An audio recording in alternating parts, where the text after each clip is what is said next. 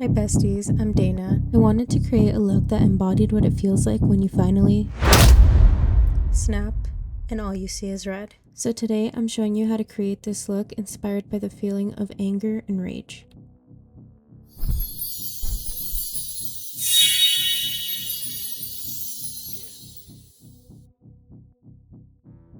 I'm starting with red contacts to set the vibe, because contacts always tie in a look. Then, I'm diving into my eyebrows using a clear brow gel before prepping my eyelids with concealer. I'm applying it with a flat brush to carve out the shape of my brows, and I'm going to be setting my concealer with the lightest shade of my Viseart Grande Pro Volume 1 palette. I'm using a fluffy brush to keep the application of the powder light. Now repeat on the other side. For the rest of the look, I'm going to be using the Grande Pro Volume 3 palette, also by Viseart. Starting with a red color, I'm creating a wing using an angled brush. I'm bringing it all the way across the lash line and creating an inner cat eye effect before fading the product outwards to create a blurred effect. Now I'm bringing the outer part of my wing inwards towards the center of my eyebrow, and I'm going to lightly fill in the outer corner with the red eyeshadow. And of course, I'm catching up the other side. Now taking a deep burgundy from the same palette, I'm going to apply it directly on top of the first red shade, and I'm going to be fading it out the same way. I'm going to focus it mainly on the edges and lightly fill it in like the other shade, bringing back our first red if necessary to not totally lose the color. Use concealer to sharpen the shape.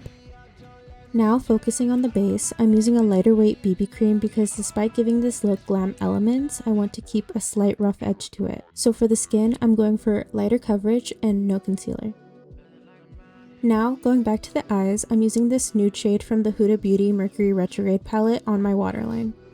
I'm using a nude liner beforehand to give the eyeshadow something to grab onto.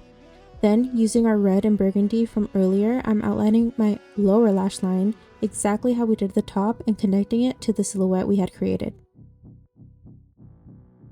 I'm still using an angled brush because I feel like it's the best for precision. Speaking of which, I'm also using it to create small wounds and bruises around my face with our first red shade. I'm really just kind of eyeballing it and seeing where they might fit best, so be as creative as you want with this step. This is going to give us an irritated skin effect before applying the show-stopping products. In this case, one of those is fake blood. Using a fluffy brush, I'm applying fake blood on top of the irritation to elevate the realism. The fluffy brush helps make more natural looking splatters for the bigger areas, and for the smaller ones, I'm using a thin detail brush to add to the eyes.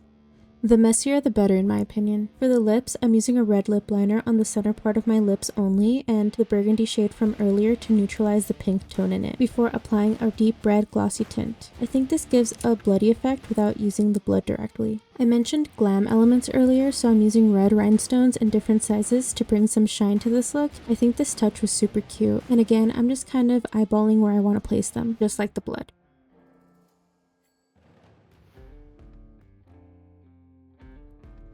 Now I'm applying mascara to my top and bottom lashes and adding some wispy lashes.